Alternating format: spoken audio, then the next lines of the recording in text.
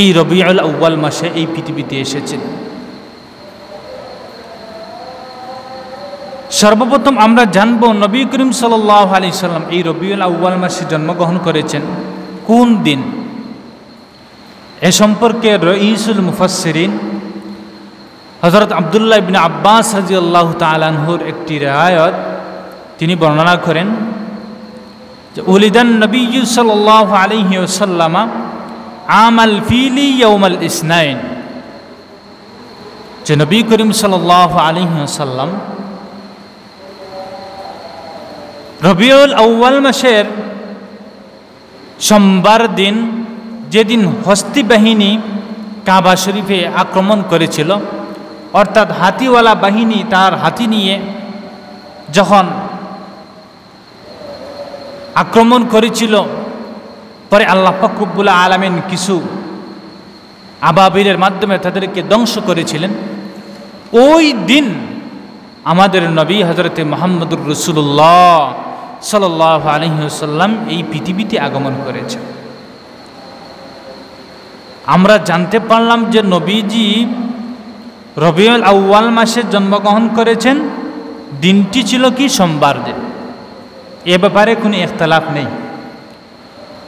তবে নবী করিম সাল্লাল্লাহু আলাইহি সাল্লাম রবিউল আউয়াল মাসের কত তারিখ জন্মগ্রহণ করেছেন এ নিয়ে কিছু বিভিন্ন রকমের রিওয়ায়াত আছে। জুমহুর মুহাদ্দিসিন মুফাসসিরিনের কিরাম মুফাসসিরিনদের মত হচ্ছে নবী করিম সাল্লাল্লাহু আলাইহি ওয়াসাল্লাম রবিউল আউয়াল মাসের 12 রবিউল আউয়াল হযরতে মুহাম্মদুর রাসূলুল্লাহ সাল্লাল্লাহু আলাইহি ওয়াসাল্লাম এই পৃথিবীতে আগমন করেছেন। আর কেহ কেহ বলছেন যে রবিউল আউয়াল মাসের 2 তারিখ, কেহ বলেছেন 8 তারিখ, কেহ বলেছেন 10 তারিখ, কেহ বলেছেন 12 তারিখ। তবে নবী করিম সাল্লাল্লাহু আলাইহি সাল্লাম রবিউল আউয়াল মাসে জন্মগ্রহণ করেছেন আর দিনটি ছিল সোমবার। এই ব্যাপারে কারো দ্বিমত নেই। আমরা নবী করিম সাল্লাল্লাহু আলাইহি সাল্লামের জন্ম সম্পর্কে জানলাম। বেরাদরুল ইসলাম, এই নবী এমন নবী ছিলেন যার আগমন এমনভাবে হয়েছিল যে তার আগমন এমনভাবে হয়েছিল যে বোঝা যাচ্ছিল এই পৃথিবীতে নতুন কিছু হবে। এই নবী আগমনের পূর্বে অনেক অনেক অলৌকিক ঘটনা ঘটেছিল। রোম পারস্যের বড় বড় প্রাসাদগুলো যেদিন নবী করিম সাল্লাল্লাহু আলাইহি সাল্লাম জন্মগ্রহণ করেছিলেন এই দিন ধসে গিয়েছিল।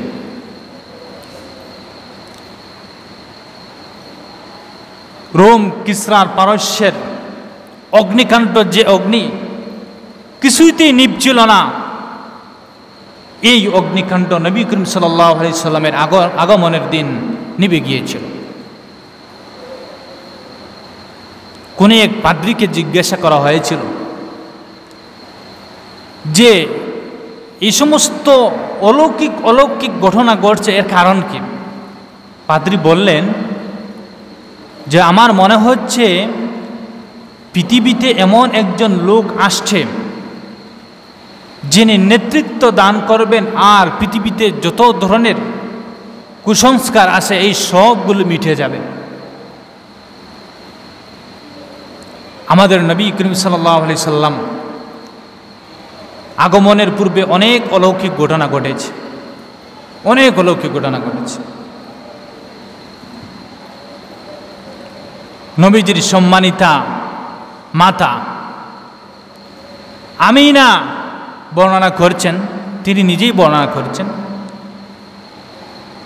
যখন হযরতে মুহাম্মদুর রাসূলুল্লাহ সাল্লাল্লাহু আলাইহি সাল্লাম আমার গর্ভে এসেছেন, তখন মনে হচ্ছিল আমার পেটে কোনো সন্তান নেই।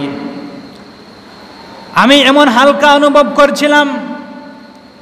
সাধারণত একজন মায়ের গর্ভে যখন সন্তান আসে তখন এই মায়ের যখন দিন যত বাড়ে, দিন যত বাড়ে, সময় যত বাড়ে, তখন তার পেট ভারী হতে থাকে, অনেক কষ্ট হতে থাকে, মায়ের অনেক কষ্ট হয়, উঠতে পারেন না, বসতে পারেন না, শুইতে পারেন না।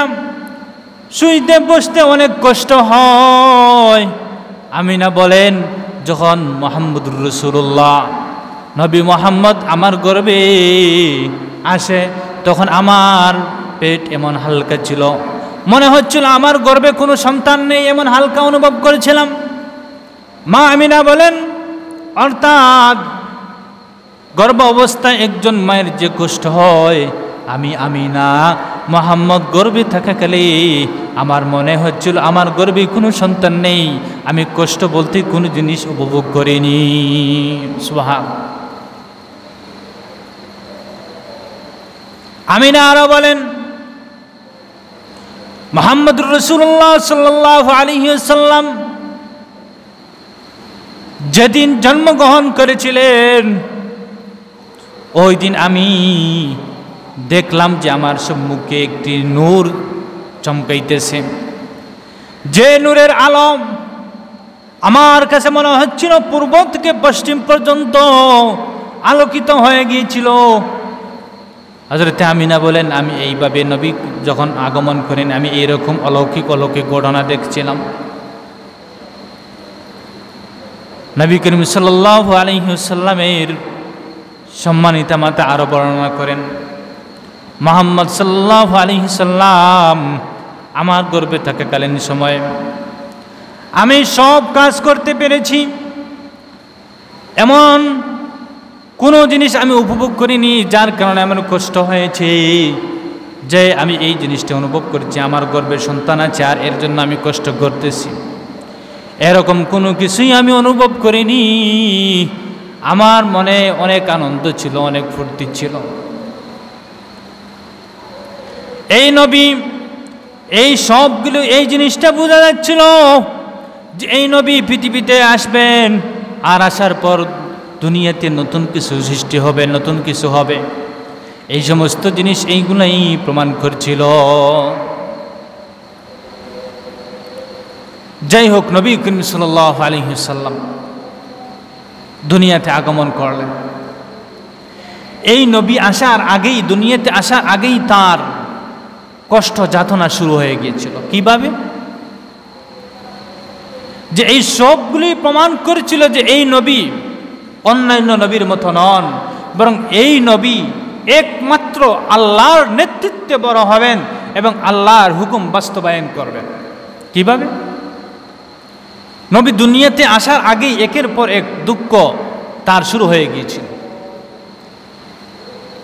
নবী করিম সাল্লাল্লাহু আলাইহি সাল্লাম তার মায়ের গর্ভে থাকাকালীন অবস্থায় তার সম্মানিত পিতা আব্দুল্লাহ ইন্তেকাল করেন। মায়ের গর্ভে থাকাকালীন অবস্থায় একজন ছেলের জন্য তার পিতাকে না পাওয়া তার জন্য অনেক কষ্টের একটি বিষয়।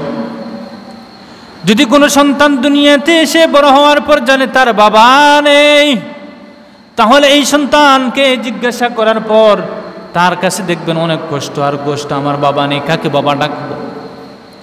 যার বাবা নেই সেই বুঝে বাবার কদর কতটুকু। আপনার আমার নবী মায়ের গর্ভ থাকাকালীন অবস্থায় তার সম্মানিত পিতা ইন্তেকাল করেছেন। হযরত আব্দুল্লাহ কোনো এক কাজে অনেক দূর গিয়েছিলেন, ব্যবসার কাজে।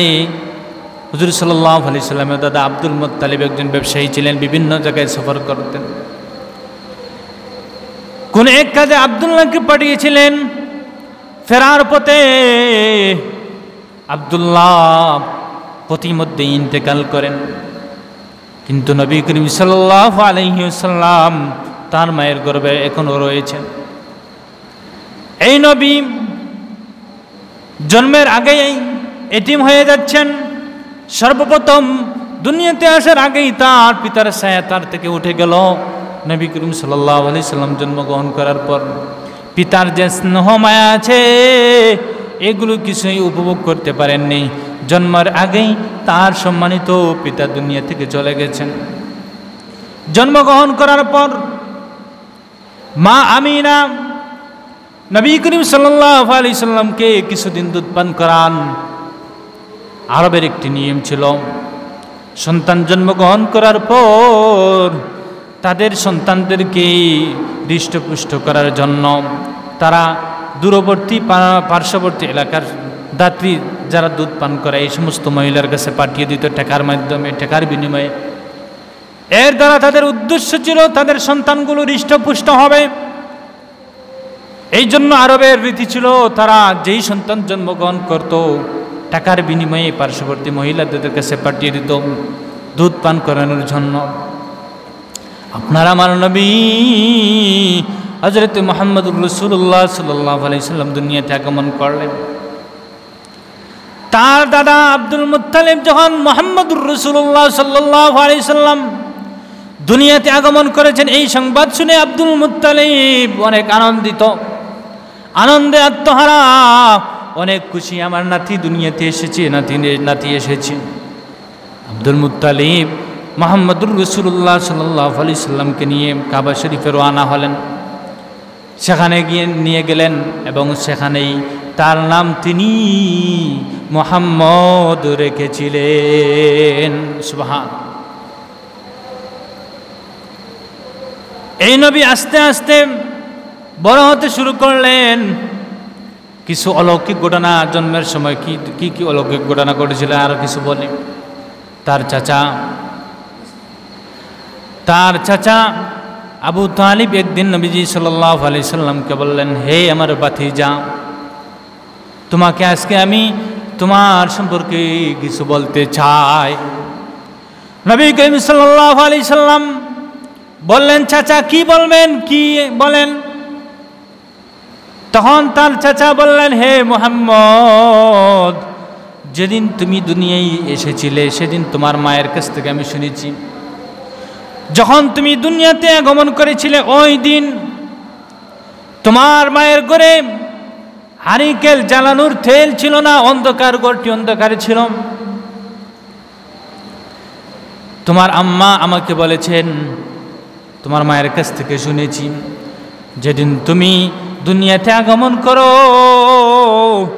ওই দিন তোমার মায়ের ঘর অন্ধকার ছিল, হারিকেল তেল জ্বালানো ছিল না, তেল নেই, ঘরটি অন্ধকার ছিল।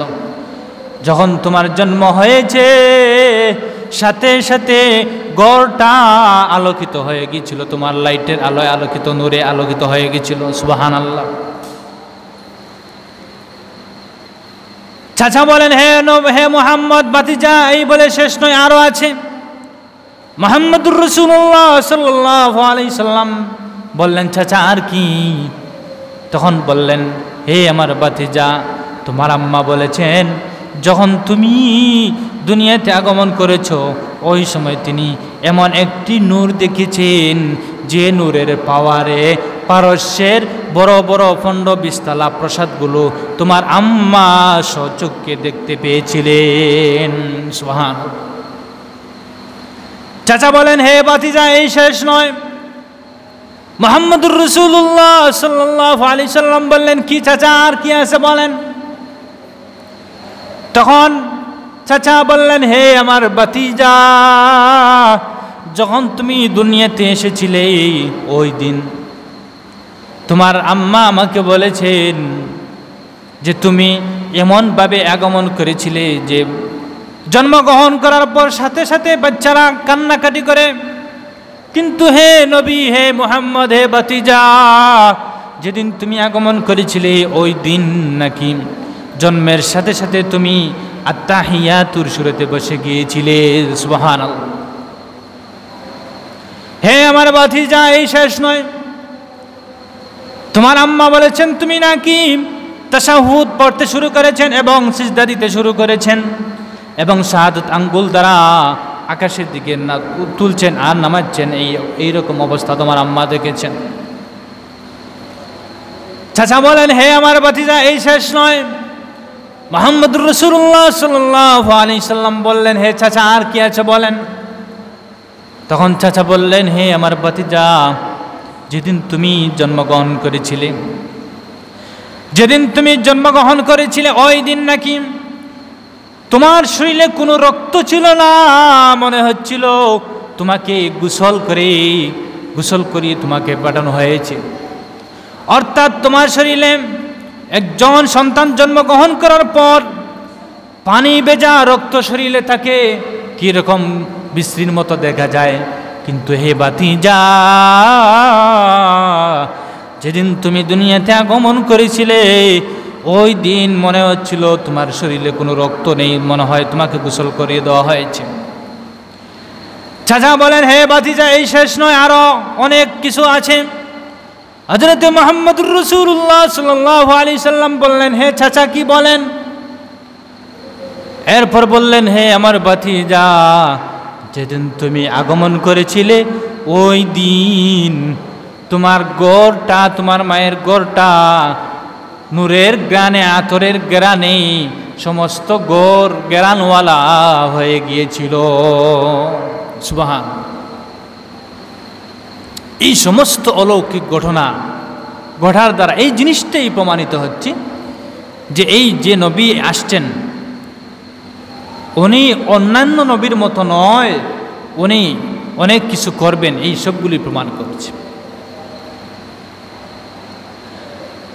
আপনার আমার রহমতের নবী, বরকতওয়ালা নবী, দু জাহানের সরদার আস্তে আস্তে বড় হতে থাকলেন। কিছুদিন মায়ের দুধ পান করলেন। আরবের রীতি অনুযায়ী মুহাম্মদুর রাসূলুল্লাহ সাল্লাল্লাহু আলাইহি সাল্লামকেও দুধ পান করানোর জন্য দাদা আব্দুল মুত্তালিব ইচ্ছা পোষণ করলেন। ওই দিন কার একটি ঘটনা, নবী করিম সাল্লাল্লাহু আলাইহি সাল্লাম প্রথমে তার আম্মার দুধ পান করেছেন, এরপর আবু লাহাবের দাসী সুয়াইবিয়া দুধ পান করেছেন, এরপরে হযরতে হালিমাতুস সাদিয়া রাদিয়াল্লাহু তাআলা আনহার দুধ পান করেছেন। এই হালিমাতুস সাদিয়ার একটি অলৌকিক ঘটনা তিনি বর্ণনা করেছেন। হালিমা বলেন, নবী করিম সাল্লাল্লাহু আলাইহি সাল্লাম কে যেদিন আমরা দুধ পান করানোর জন্য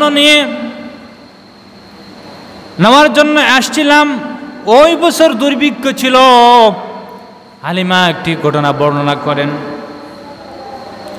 যে আমরা অনেক ছেলে মেয়েদেরকে দুধ পান করিয়েছি টাকার বিনিময়ে, আর যেদিন মুহাম্মদকে নিতে এসেছিলাম ওই বছর বা ওই দিন দুর্ভিক্ষ ছিল, এমন দুর্ভিক্ষ যে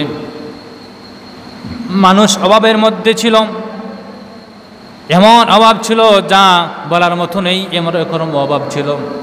হালিমা বলেন, আমি তায়েফ থেকে বনু সাদ গোত্রের মহিলাদের সাথে দুগ্ধ পানকারী অর্থাৎ দুধ পানকারী শিশুর সন্তানে আমার স্বামীর সাথে মক্কার দিকে রওনা হলাম। আমি যে ঘোড়ার মধ্যে সওয়ার হয়েছিলাম এই ঘোড়াটিও একেবারে দুর্বল ছিল, উটনি দুর্বল ছিল। আমি যে সওয়ারের মধ্যে সওয়ার হয়েছিলাম উটনি, এই উটনিটি একেবারে দুর্বল ছিল, কিনো খায় হাঁটতে পারছিল না।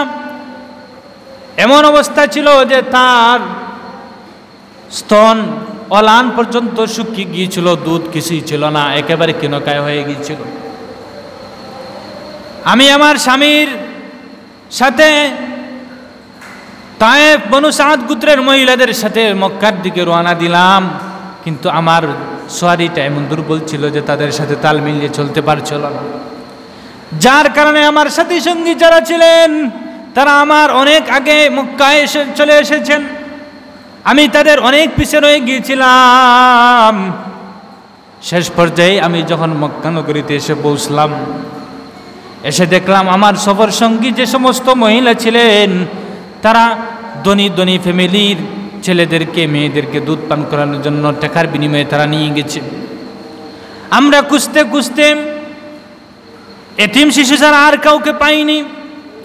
শেষ পর্যায়ে মুহাম্মদুর রাসূলুল্লাহ সাল্লাল্লাহু আলাইহি সাল্লামের ঘরে, মায়া আমিনার ঘরে গেলাম, গিয়ে এই শিশুটিকে পেলাম।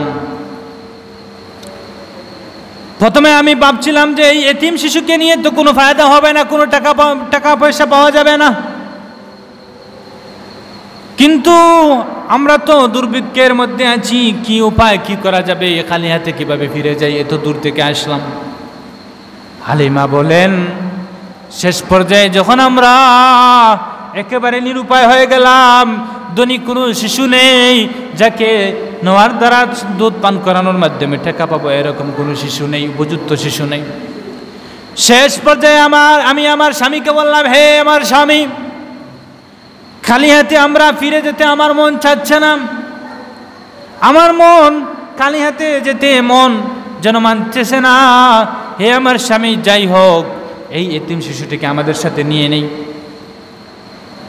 এই কথা বলে হালিমা বলেন, এই কথা বলে যখন আমি ছোট্ট শিশু মোহাম্মদকে আমার কোলে নিলাম, কোলে নেওয়ার সাথে সাথে আমার মনে হচ্ছিল আমার স্তন দুধে ভরে গিয়েছিল। সুবহানাল্লাহ।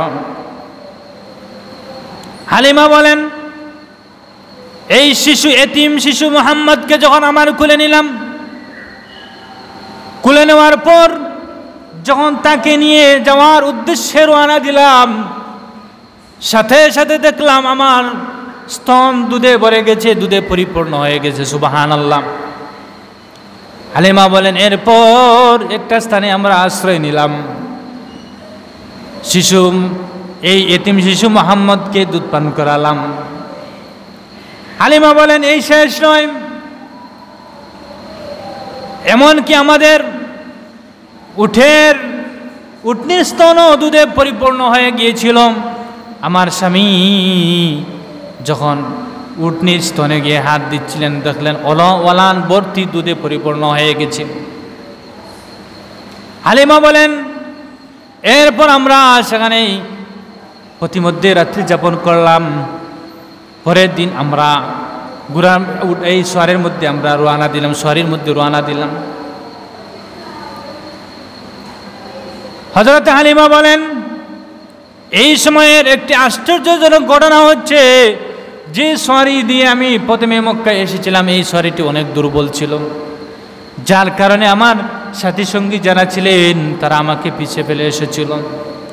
কিন্তু যাওয়ার সময় যখন শিশু মোহাম্মদকে নিয়ে আমি এই সোয়ারির মধ্যে উঠলাম, সাথে সাথে দেখতে পেলাম যে এই সোয়ারির তেজ যেন বেড়ে গেছে। সুবহানাল্লাহ। এমনভাবে এই সোয়ারির স্পিড বেড়েছে যে আমার সাথে সফর সঙ্গী যে সমস্ত মহিলারা তাদের সোয়ারি নিয়ে এসেছিলেন, তাদেরকে ছেড়ে আমার সোয়ারি অনেক দূর চলে যাচ্ছে। তারা আমাকে জিজ্ঞাসা করলেন, হে হালিমা, বুঝতে পারলাম না, যাওয়ার সময় তুমি আমাদের অনেক পিছিয়ে ছিলে, এখন দেখি তুমি আমাদের অনেক আগে চলে যাচ্ছ, তোমার সোয়ারির দেখি গতি বেড়ে গেল, এর কারণটা কি? তিনি বললেন, হালিমা বলেন, হে আমার সাথীরা, হে আমার বান্ধবীরা, তাহলে তোমরা জেনে রাখো, এই মোহাম্মদ শিশু মোহাম্মদকে যখন আমি আমার কোলে নিলাম, সাথে সাথে আমার স্তন দুধে ভরে গেল। এই মোহাম্মদকে যখন আমার এই সোয়ারির মধ্যে তুললাম, সাথে সাথে আমার সোয়ারির গতিও বেড়ে গেল। আমার মনে হচ্ছে এই শিশু অন্যান্য শিশুর মতো নয়, এই শিশু বড় হয়ে অনেক কিছু করবে। হালিমা বলেন, শেষ পর্যায়ে যখন আমরা বাড়িতে গেলাম, বাড়িতে যাওয়ার পর আমাদের সব কিছুর মধ্যে পরিবর্তন আসতে শুরু করল, আমাদের সব কিছুর মধ্যে পরিবর্তন আসতে শুরু করলাম। গবাদি পশু বৃদ্ধি হতে শুরু করলাম, দুধহীন ছিল।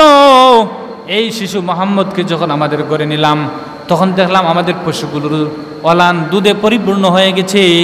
এইভাবে আমরা একের পর এক অলৌকিক ঘটনা অবলোকন করতে থাকলাম, আমরা দেখলাম।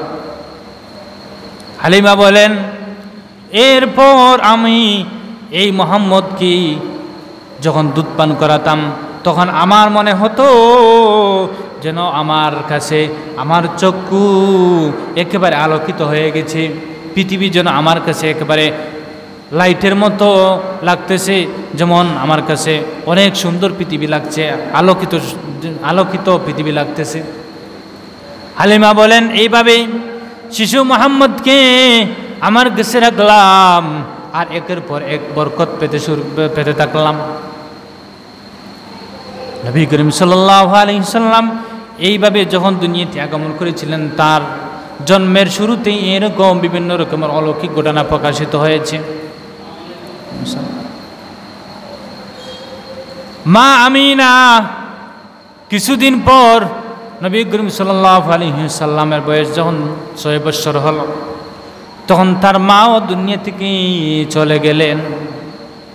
আপনার আমার নবী আস্তে আস্তে এতিম হয়ে যাচ্ছেন, এতিম হয়ে যাচ্ছেন। পরবর্তীতে নবী করিম সাল্লাল্লাহু আলাইহি সাল্লামের দায়িত্ব নিলেন তার দাদা আব্দুল মুত্তালিব। দাদার কাছে নাতি থাকতে শুরু করলেন। এই জন্য দেখবেন নাতি নশা যারা আছেন দাদা দাদির মায়া বেশি থাকে। আপনার আমার নবী শিশু নবী হযরতে মুহাম্মদুর রাসূলুল্লাহ সাল্লাল্লাহু আলাইহি সাল্লাম জন্মের আগেই বাবার ছায়া তার মাথা থেকে চলে গেছে। জন্মের পর তার মায়ের মাথাও চলে গেল, একেবারে এতিম অসহায় হয়ে গেলেন। এই সবগুলোর দ্বারা এটি আল্লাহর উদ্দেশ্য ছিল, হে দুনিয়ার মানুষেরা তোমরা জেনে রাখো উনি হচ্ছেন আমার মাহবুব, আমার প্রিয় নবী মুহাম্মদুর রাসূলুল্লাহ সাল্লাল্লাহু আলাইহি সাল্লাম। আমি আমার এই নবীকে, আমার এই বন্ধুকে আমার রহমতের দ্বারা লালন পালন করব, এটাই তোমাদেরকে জানাতে চেয়েছি। এভাবে আপনার আমার নবী এতিম হয়ে যাচ্ছিলেন। এইভাবে জীবনযাপন করতে থাকলেন, দাদার কাছে থাকতে লাগলেন। শেষ পর্যায়ে 8 বছর বয়স যখন হলো, দাদার কাছে এভাবে থাকতে লাগলেন। দাদা আব্দুল মুত্তালিব নবী করিম সাল্লাল্লাহু আলাইহি সাল্লামকে তার আপন ছেলে যারা আছেন ছেলের চাইতেও তার নাতি হযরতে মুহাম্মদুর রাসূলুল্লাহ সাল্লাল্লাহু আলাইহি সাল্লামকে মায়া করতেন, তার ছেলেদের থেকে আরও বেশি স্নেহ করতেন, মায়া করতেন। শেষ পর্যায়ে 8 বছর বয়স যখন হলো, দাদা আব্দুল মুত্তালিবও দুনিয়া ছেড়ে চলে গেলেন। দুনিয়া থেকে চলে যাওয়ার পরে তার চাচা আবু তালিব আপনার আমার নবী হযরতে মুহাম্মদুর রাসূলুল্লাহ সাল্লাল্লাহু আলাইহি সাল্লামের দায়িত্ব নিলেন। চাচা আবু তালিবের কাছে নবী করিম সাল্লাল্লাহু আলাইহি সাল্লাম থাকতে শুরু করলেন। আবু তালিবও নিজের ছেলে মেয়েদেরকে ভাতিজা মুহাম্মদকে মায়া করতেন, স্নেহ করতেন, আদর করতেন। তিনি তার আপন ছেলেদের মতো তাকে মায়া করতেন। এভাবে আপনার আমার নবী আস্তে আস্তে বড় হতে থাকলেন। ছোট্টবেলায় নবীর মধ্যে কিছু বৈশিষ্ট্য ছিল, ছোট্টবেলায় নবীর মধ্যে কিছু বৈশিষ্ট্য ছিল। আপনার আমার নবী যখন সাধারণত বয়স 5 বছর 6 বছর হয়, এই বয়সে ছেলেরা মেয়েরা খেলাধুলা করে মারামারি এরকম করে, কিন্তু আপনার আমার নবী ছোট্ট বয়সে এমন ছিলেন যে ছেলেদের সাথে মাঠে যেতেন, কিন্তু কারোর সাথে লাগালাগি বা খেলাধুলা এই জিনিসগুলো নবী করিম সাল্লাল্লাহু আলাইহি সাল্লাম মগ্ন থাকতেন না। এই সবগুলোই প্রমাণ করেছিল এই নবী অন্যান্য নবীর মতো নয়, বরং এই নবী এমন নবী হবেন যিনি দুনিয়া আখিরাতের সরদার হবেন, আল্লাহর বন্ধু হবেন। এজন্য আল্লাহ পাক রব্বুল আলামিন তার কালামে হাকিমের মধ্যে বলেছেন, লাকাদ কানা লাকুম ফি রাসূলিল্লাহি উসওয়াতুন হাসানা। আল্লাহ বলছেন, হে আমার বান্দারা, হে আমার বান্দিরা, তোমরা জেনে রাখো, লাকাদ কানা লাকুম ফি রাসূলিল্লাহি উসওয়াতুন হাসানা, যে তোমাদের জন্য নবী মুহাম্মদের মধ্যে রয়েছে উত্তম আদর্শ। সুবহান। এই নবীর মধ্যে আপনার আমার জন্য রয়েছে উত্তম আদর্শ। এই উত্তম আদর্শ কিভাবে? নবী করিম সাল্লাল্লাহু আলাইহি সাল্লাম যেরকম চলাফেরা করেছেন, নবী করিম সাল্লাল্লাহু আলাইহি সাল্লাম যেভাবে আমল করেছেন, যেভাবে আল্লাহর গোলামি করেছেন, যেভাবে আমাদেরকে আদেশ নিষেধ করেছেন, যেভাবে তার জীবন পরিচালনা করেছেন, যেভাবে তিনি হালাল হারাম যাচাই করে চলেছেন, সেভাবে যদি হে আমার বান্দারা তোমরাও সেই নবীর উৎসগুলো ধরে রাখতে পারো, আঁকড়ে ধরো, তাহলে তোমরা জেনে রাখো এই নবীর মধ্যে রয়েছে তোমাদের জন্য উত্তম আদর্শ। সুবহান। আল্লাহ পাক রব্বুল আলামিন আরেকটা আয়াতের মধ্যে বলছেন, মা কানা মুহাম্মাদুন আবা আহাদিম মির রিজালিকুম ওয়ালাকির রাসূলুল্লাহি ওয়া খাতামান নাবিয়্যিন। আল্লাহ তাআলা এই আয়াতের মধ্যে ঘোষণা দিচ্ছেন যে মা কানা মুহাম্মাদুন আবা আহাদিম মির রিজালিকুম ওয়ালাকির রাসূলুল্লাহি ওয়া খাতামান নাবিয়্যিন, যে তিনি কি আল্লাহর রসূল এবং সর্বশেষ নবী। বেরাদান ইসলাম, আপনার আমার নবী আস্তে আস্তে বড় হতে শুরু করেছেন। এরপরে চাচা আবু তালিবের সাথে ব্যবসার মধ্যে গিয়ে ব্যবসার কাজে সিরিয়া সফর করেছেন। এই সব ব্যবসার সফরকালেও অনেক ধরনের অলৌকিক ঘটনা ঘটেছে, অনেক অলৌকিক ঘটনা ঘটেছে। নবী করিম সাল্লাল্লাহু আলাইহি সাল্লাম চাচার সাথে ব্যবসার জন্য গিয়েছিলেন।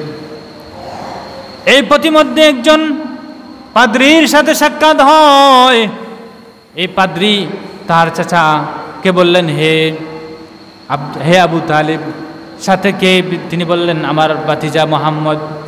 তিনি বললেন, পাদ্রী বললেন, হে ভাই, তুমি তোমার ভাতিজাকে তোমার দেশে স্বদেশে পাঠিয়ে দাও, কারণ আমার মনে হচ্ছে যদি তুমি সেখানে নিয়ে যাও তাহলে সেখানকার কিছু খ্রিস্টান আছে, কিছু তার শত্রু আছে, এই সমস্ত শত্রুরা আপনার ভাতিজা মুহাম্মদকে তারা মেরে ফেলবে, এই জন্য তুমি তোমার ভাতিজাকে তোমার দেশে আবার পাঠিয়ে দাও।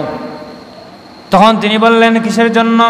তিনি বললেন, আমি মুহাম্মদকে দেখি বুঝতে পেরেছি যে আমি আমাদের তাওরাতের মধ্যে পেয়েছি যে ভবিষ্যতে শেষ নবী যিনি আসবেন তার মধ্যে ওই রকম গুণাবলী থাকবে, ওই রকম বৈশিষ্ট্য থাকবে। আমি আপনার ভাতিজা মুহাম্মদের মধ্যে ওই সমস্ত গুণ দেখতে পাচ্ছি। এই জন্য আমার আশঙ্কা হচ্ছে যদি আপনি তাকে সেখানে নিয়ে যান তাহলে সেখানকার